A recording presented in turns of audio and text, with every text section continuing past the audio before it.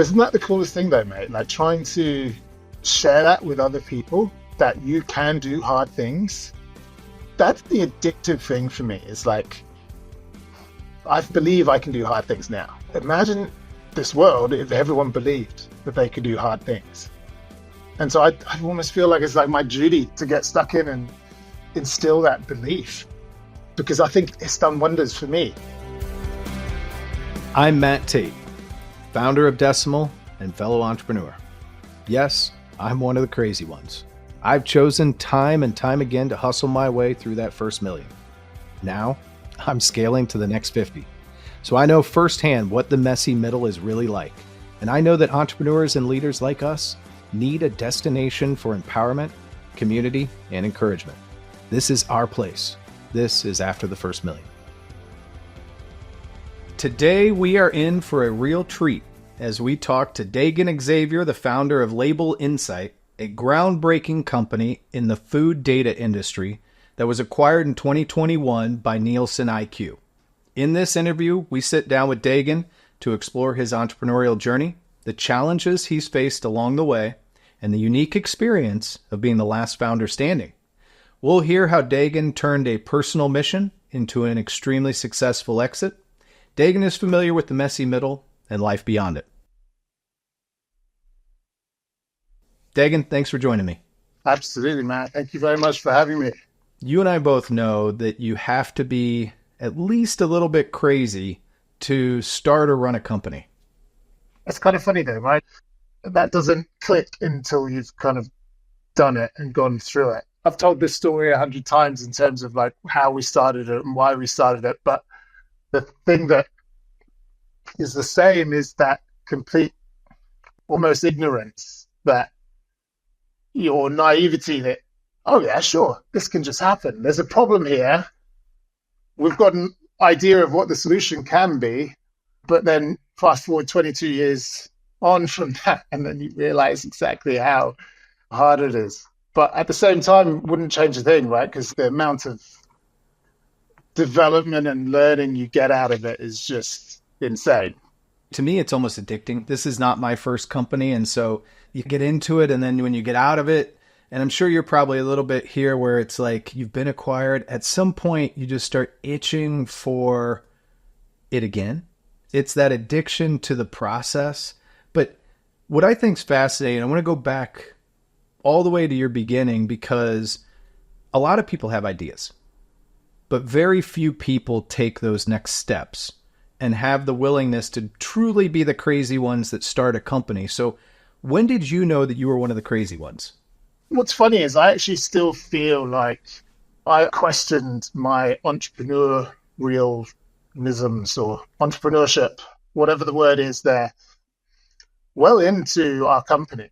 It didn't quite seem real, and it didn't feel like I truly deserved it in some weird way, shape, or form. I think for us, it was that whole point of realizing that the problem is shared and the problem is big.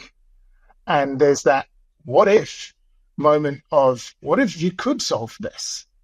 And then you spiral in terms of all the other options and possibilities that occur, right? And yeah, like you said, it's addictive. You get addicted to the process. You get addicted to that belief system, right? And you end up using all these things that you've learned through this process of trying to create something that doesn't exist throughout your whole life. How you communicate almost at work and with your company, or how you solve problems, ends up being how you do that at home, which can work for some things and can absolutely not work for others. Yeah, it's just such a wild ride. It ends up kind of defining how you approach things in general. I started when I was 19. I'm now 40. It has made me who I am. So yeah, I think every day you see problems in the world, or you see things that are occurring, and your mind goes back to the thing that you now know, that approach of how do I define that problem? How can we actually solve that problem? Which is fun, exciting, but also tiring and draining as well, because you can't quite turn it off. What I find is interesting is that most people view a problem in one or two dimensions. But those of us who truly like to start companies that truly have that entrepreneurial spirit, we have a tendency to look at all dimensions around it. Like we're doing that full lap on everything ultra quickly. Like, is this problem? Yes. Can I solve it? How would I solve it? What would it look like if I solved it? What would happen if I didn't solve it? And like, you're doing that lap like astronomically fast. And you're right. It trains into your brain. But let's go back a second to one of the things I think is super unique when we were talking last week is you, as you said, were 19 years old and you had an actual life problem with your family. And you've turned that 20 years later into something you never thought you'd be doing for 20 years. But talk about how you started with the idea, with what became the company. It's a kind of crazy story. My dad had a heart condition and some health issues. And he came back from the hospital with a 100-page report. This is paper telling you macronutrients, micronutrients, avoid this, go for that, etc.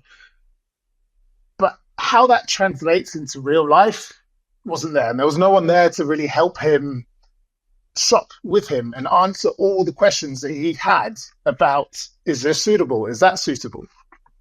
And it was all about being heart healthy, right? And so at that point in time, I was at university. I was studying nutritional sciences. Funny story, I was trying to become a rugby coach. That was my whole kind of thing. That's what I wanted to go and do. This was simply like, okay, well, hey, Dad, let's have a look in the pantry. Let's use Excel and let's start taking the information off the packages and we'll run some formulas and I'll help you determine what is safe and what isn't. It was so focused on just my dad, not a business. But when we realized that we had actually analyzed the entire pantry and found out which brands were best and which weren't, it kind of made us want more information. And then we realized that information wasn't there or easily accessible. And then it starts to click, man, imagine if we can actually do this for people and we can actually create a data model that answers all the questions that anyone has about the products in the supermarket. Like, if we could do that, we would be helping millions of people, right? That was the moment where we were like, yeah, sure, it can't be that hard. 20 years later, it's incredibly hard to do that, right? To structure things that are unstructured, I think is always tough. Yeah, it was a purpose. It was a mission for us. Well, one thing that I think is hilarious, this last weekend, I was sitting with my kids and I've got 2 9-year-olds and a 7-year-old. So they're in that like perfect, fun, curious age. And they've learned in school that there's a nutritional label on the back of the food that they eat. And they were looking, they said, hey, is that the nutrition label? Yes. What does it mean? I have no idea. And they're like, really? And I'm like, I can tell you proteins and carbohydrates and all of this stuff, but I've got nothing. And so 20 years later, it's still a data problem. So you took this idea that was helping your dad. And what happened next? A lot of failure. For the first 8 years, we sold $5,000, and that was one deal. And when we did sell that one deal, we got a lot of beers and everything because it was quite the celebration. Honestly, it was all about building the taxonomy, building the data hierarchy, creating that model.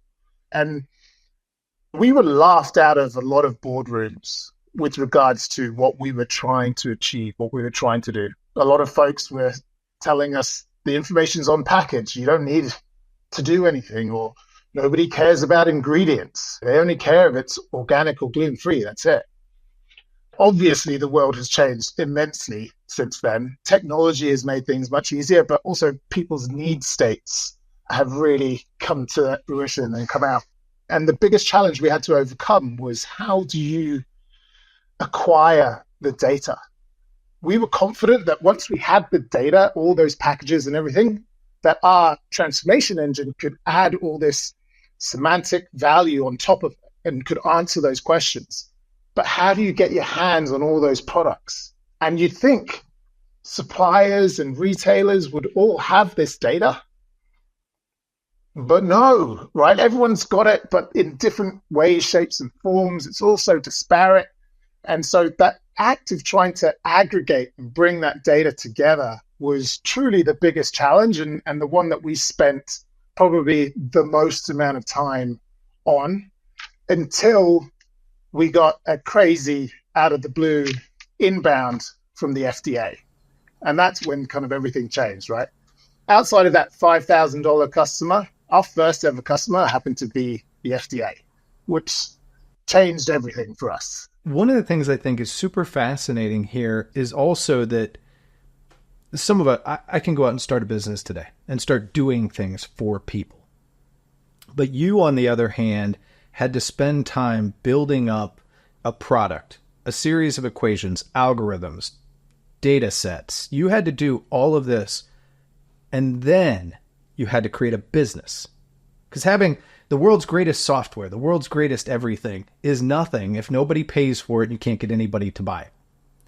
So the FDA, which, by the way, is not like some small, tiny organization with no money and power, comes in out of the blue. And was that like a, hey, this is great, and then walking away going, oh shit, what's next?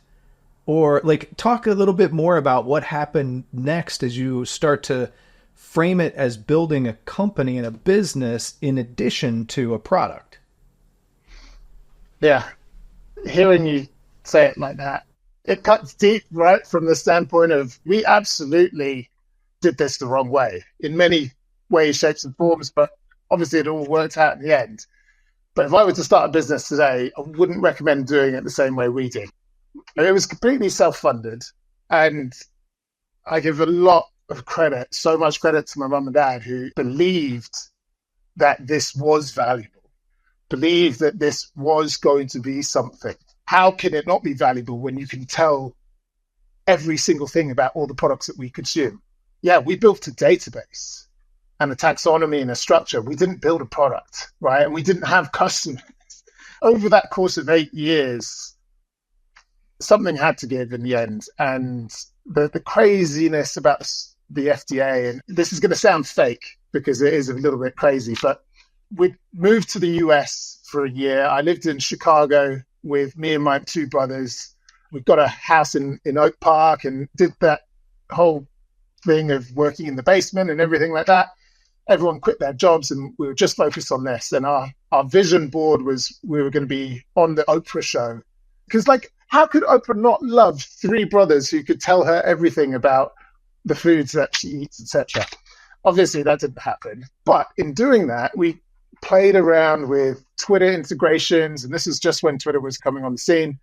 And we tied with the hashtags on Twitter. We had our integration on our side panel, this mock-up product that we built.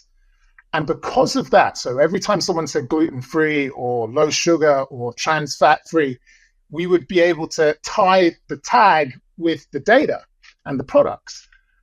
We actually got a hit from an FDA scientist who was trying to do some research herself in and around trans fat. And we were literally 1 week from closing up and saying, this is it, we're done. We've got no money left. This was our last big hurrah. We'll put this all into this product. But we were 1 week away and I had my ticket back to Australia and that was it. And then the FDA came saying, hey, look, what we're trying to find is all the products in America that say trans fat free, but still contain trans fat ingredients like partially hydrogenated vegetable oils and things like that. For us, that's something we can do like that, right? Because of our data structure and that whole 8 years of planning around it. So we were able to give them a snapshot of data in 24 hours. And then that led to, can you come to DC and can you meet us and can we talk about this? And contracts with the government take a long time, right? So a year later from that, we ended up being the lead contract to the FDA with two subcontractors who I won't name, but are very big data players here in the US. And his little old Label Insight, or we were called Food Essentials back then, who were the lead. Again, it was our first ever customer. Signed the deal and then had to figure out how we were going to go and deliver all of this. But like, you know that feeling, right? of you've got to say you can do it, and you've got to trust that you're going to be able to deliver. But sometimes you just got to get those breaks. And honestly, that was our break, right? Big time. From there was a lot of compounding steps that happened. And the next biggest one was the Arch Grant in St. Louis. And that was the inaugural Arch Grant where they give you 50 grand equity-free money and awesome competition. But you have to actually move to St. Louis, which that's when we started our sojourn over back to the US again. A lot of crazy stuff, but that FDA story was a very meaningful story at the end. So you're Australians living in Australia. You get a big FDA contract. Yep. And then you move back to St. Louis because of 50 grand. Is it still just you and your brothers, the three of you? Yep. And we brought in my brother's best friend from Hong Kong. So like a little bit of background, we're actually Kiwis. We're from New Zealand, me and my brother, but we grew up in Hong Kong. And then we did university in Australia. We had started it in Australia when I was doing university. And then we tried to move to America for a year. Didn't really happen until the last week where we got the FDA interested. We finished those contracts where I lived in Australia and my brother lived in France. And then we brought in our old friend from Hong Kong, who happened to be located in St. Louis. And then we get an email on TechCrunch about this Arch Grants competition. And we just thought like, yeah, sure, whatever, we'll go for it. But we ended up getting all the way through. We won.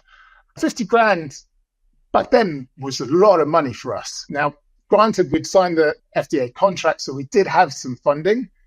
But this gave us a location. And when you've got three founders, one in Australia, one in France, and the other one in St. Louis, having that one area was actually really handy for us.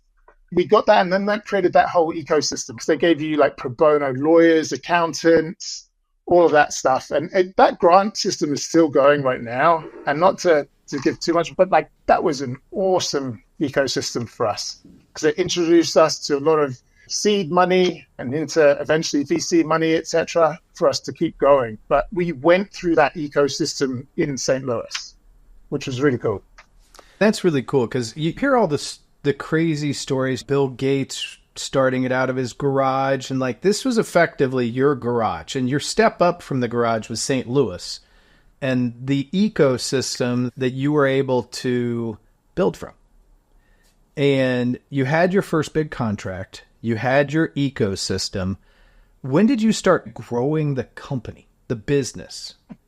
We had our hands full with the FDA for a few years. But really when things started to change was essentially when these came in, right? Your mobile phones. Because all of a sudden that changed the landscape where data acquisition was much more possible for us.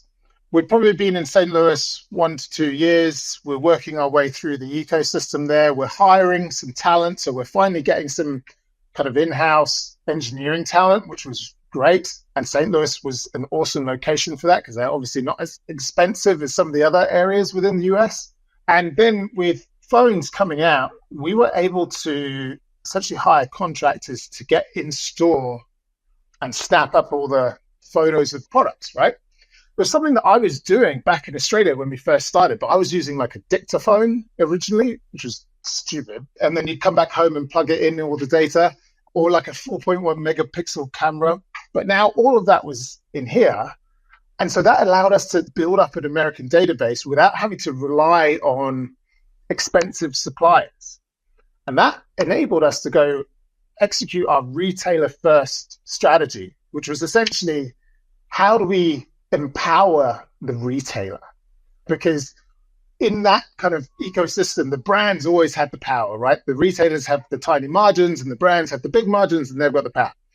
We wanted to empower the retailers, and we would do that by essentially providing value to their consumer, us, the shopper. And then that would drive the brands to have to give us their content and their data. Right? And by that way, we would then have the government, the FDA, we would have the retailers, and then eventually get the suppliers, and then we would create that cycle there. And so we started doing shelf tags So those things that you see in Target or Walmart, etc., where right next to the barcode or the UPC or the price, they'll have little icons saying this is heart healthy, this is gluten free, this is vegan.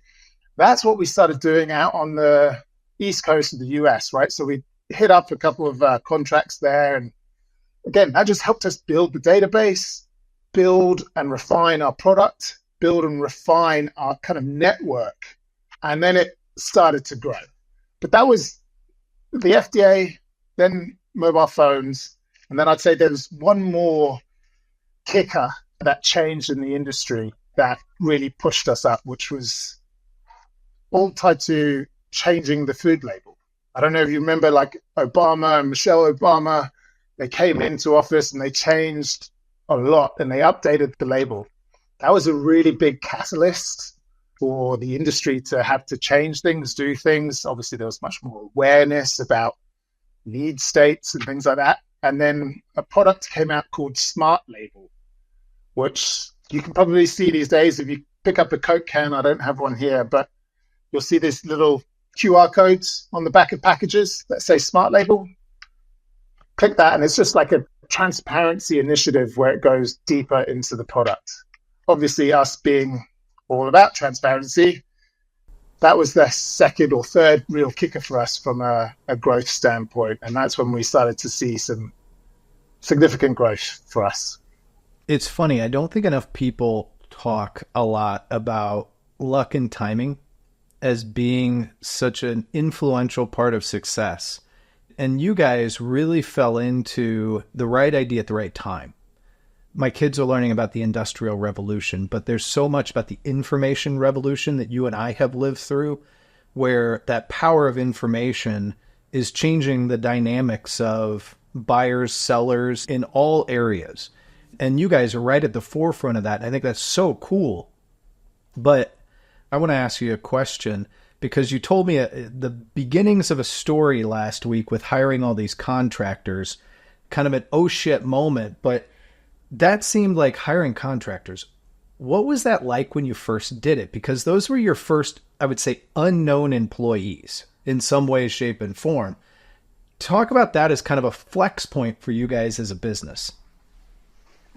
Yeah, just on the luck and timing thing, man. Like, absolutely, you've got to be in the right time and place. And I think that's why it's taken us 20 plus years, right? Because we weren't for the longest time.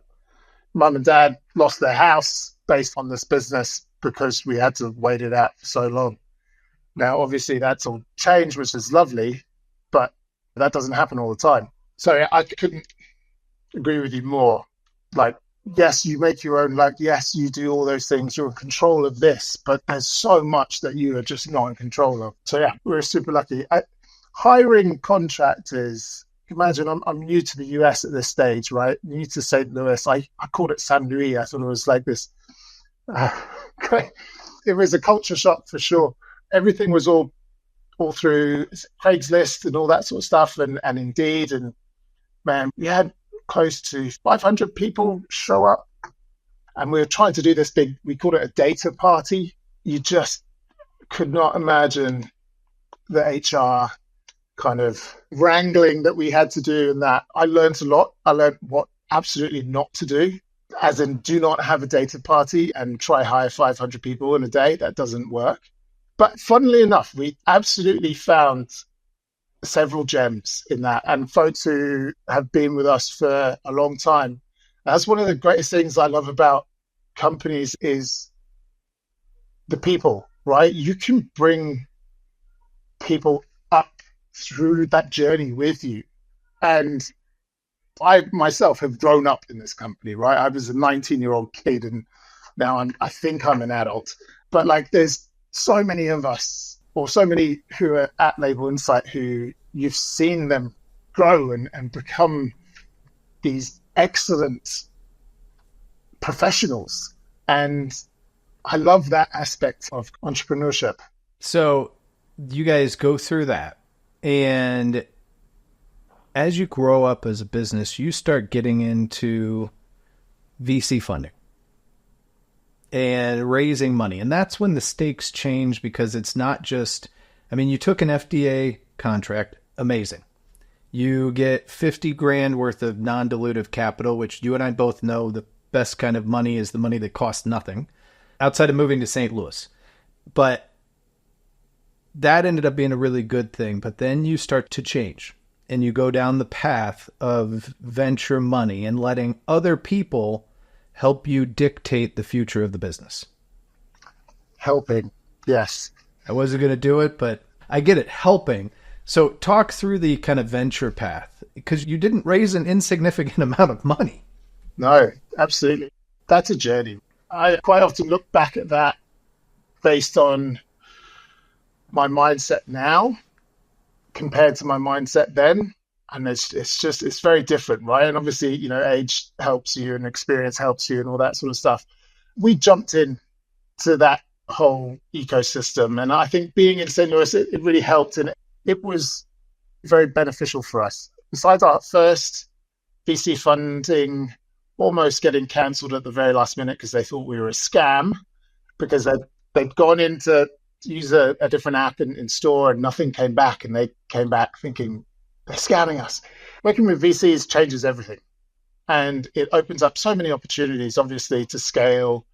It changed a lot of things for us. Up until that point, my brother was actually the CEO, Dagan Xavier, and he's very much a kind of visionary guy. When you've got VC money, it changes that, and that control lessens, let's say it that way. And so I think we were naive a little bit, but at the same time, I can understand what we were thinking. We had a new CEO come in and take over, and that was positioned as, this is America. They do things differently here. We need some people who've done this before, who can scale this and do this. And that made sense to us back then. Hindsight's 2020, and obviously knowing the result that we got out of it, I'm still extremely happy, but I would have loved to have not done that. But almost as a way just to see how far could we have gone and how close to the original vision could we have gotten if we stayed clear of that.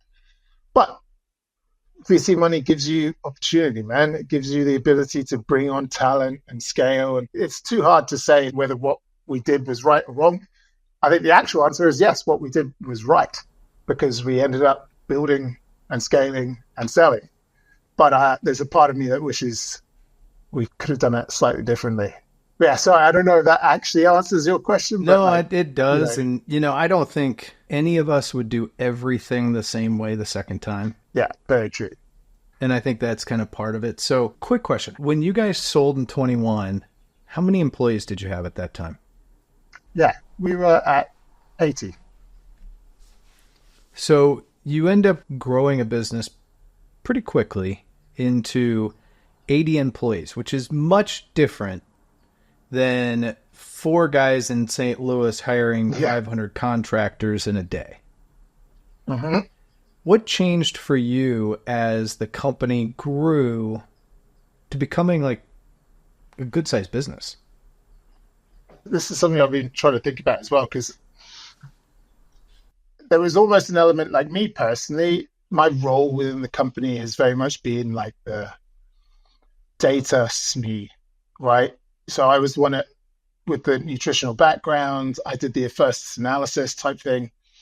And so I would say the things that mostly changed for me was this concept of brute force, because you know what that feels like, where you're the only one, so you just got to bloody do it, right? You break down every wall and blah, blah, blah. Yeah, do it, get it done. Otherwise, you can only blame yourself.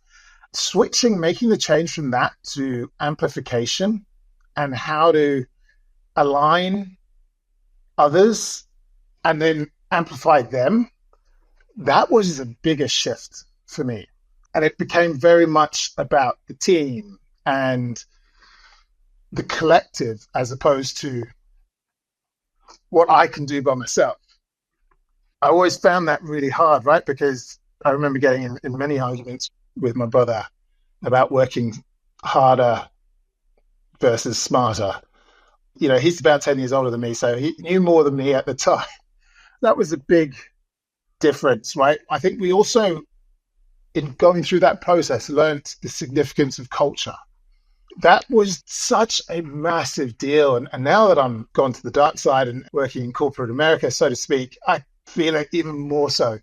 But that intellectual honesty to be able to be real and pivot accordingly, the whole why versus how. Like, why is your purpose, but how is your culture, man? How you do things, how you approach things, how you solve problems. And that having to shift from four guys to now a team of 50, 70, 80, 100. The only way that I think we could do that was by really focusing in on our culture. And it's something I'm really quite proud of, that cultural aspect of it, right? And every now and then I meet up with a fair few of our kind of Label Insight alumni, etc. We've got a reunion coming up in a few weeks. And that's going to be a really big turnout because people were brought into how we did things and why we were doing it. And so I think that was really our point of difference, right? Because when you can empower people or you can amplify people broader than yourself and you give them clarity in terms of why this is worth it, now you've got a bunch of people, a whole company who's willing to walk through the wall, right? And bust down every door. But what's great is we're just all doing it in alignment and towards the one direction. Maybe that was a little bit verbose, but I think that was the thing that had to shift over time. I think that's awesome. And I'm totally going to credit you, but steal your quote because I think it's spot on. Why is your purpose, but how is your culture? And I think that says a lot right there because it's totally true. How you do things is what defines you. So many people think that culture is a bunch of words you put on a building or on a wall, or it's what you tell people, but no, it's culture is truly how people act. And if you get them to act as a group, particularly, hopefully rowing in the same direction, that's a good culture. And that's a really cool insight.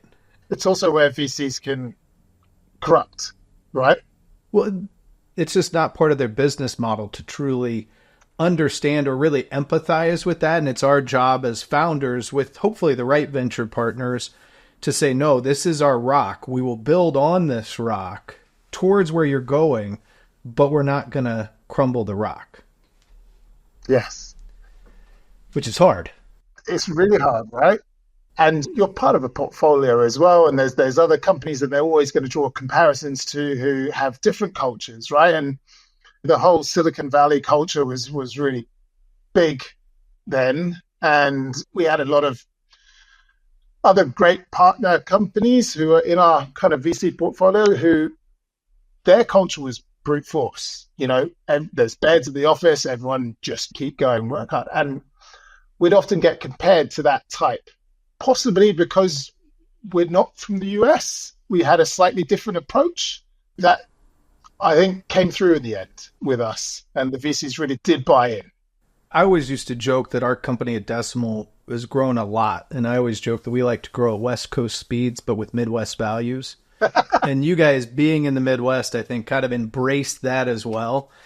So one of the things, too, that I thought was really fascinating when we talked earlier, and going to culture, I think this hits on it perfectly, is you mentioned that as the company grew, and it started with you and your brothers and a buddy of yours from back home, you're the last one standing. And that's tough in any co-founding unit. With our business partners, with our company as we grow, we spend more time with them than we do with our families. Yep. They Absolutely. were your family too, and then you're the last one standing. Talk a little bit about that. I think the concept of your workers or your company and everyone who works there being your family is something I'm trying to actually come to understand a little bit more. I moved from Australia to the US literally in a month, and because we won this competition, and I always thought it was going to be temporary.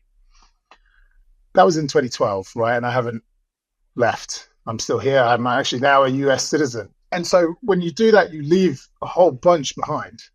And I think, wrong or right, I probably found or replaced a lot of the things that I'd left behind with the people and the things in our four walls within Label Insight. There's absolutely an aspect of that happening. But I think the overwhelming thing, because I ask myself this question a lot, everyone else has moved on from a co-founder standpoint, right? And they're doing awesome things, really awesome things.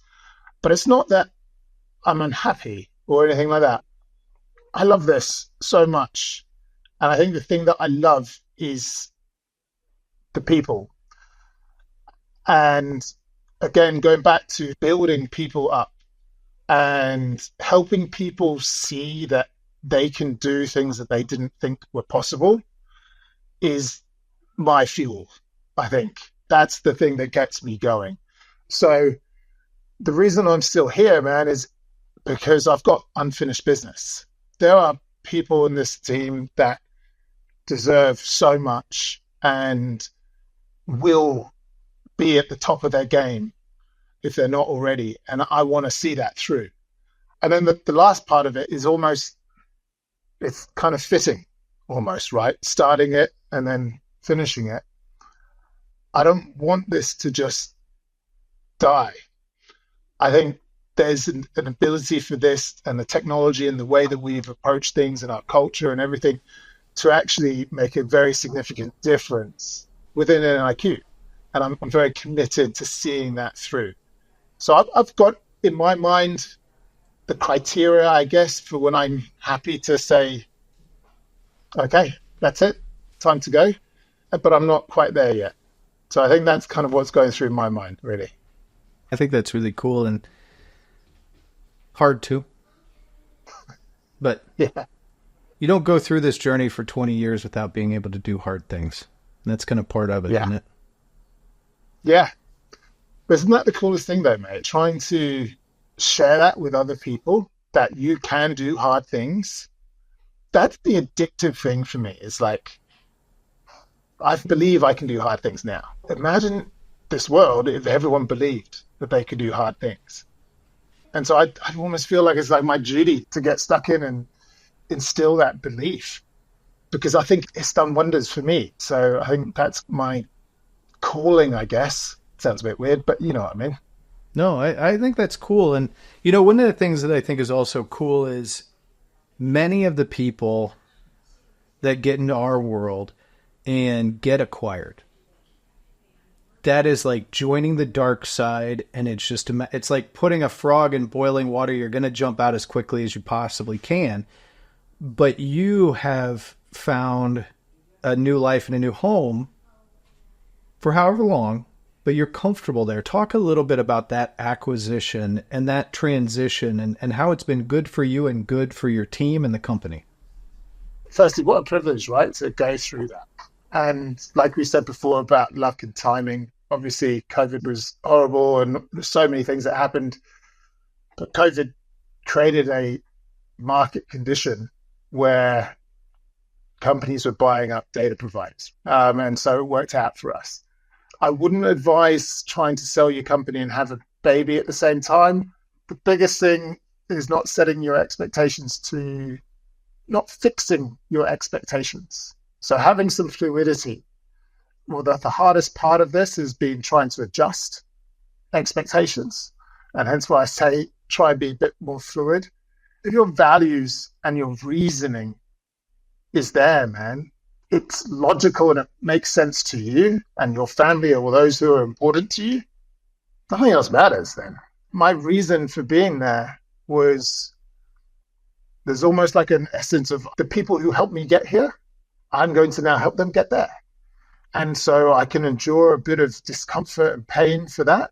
Yeah, I think I've found a little bit of a home here. NIQ is really moving fast from an innovation standpoint, and we've now started up an NIQ Labs concept. We're bringing some of the other acquisitions together. And if these sorts of things find a way of finding themselves, or everyone finding their right place, you've got to be open-minded and you've got to be clear on the things that give you value. Because the moment it stops giving you some of that value, man, it can turn quite toxic. And I think that's the time you've got to reassess. So I have one last question for you before we wrap up.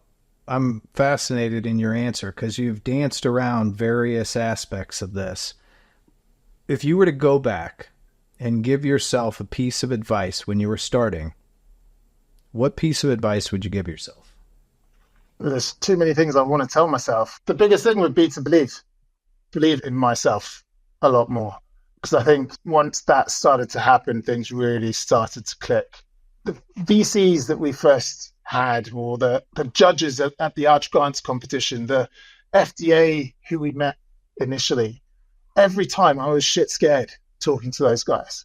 But it's only you realize that they're nothing, that they're just the same as you.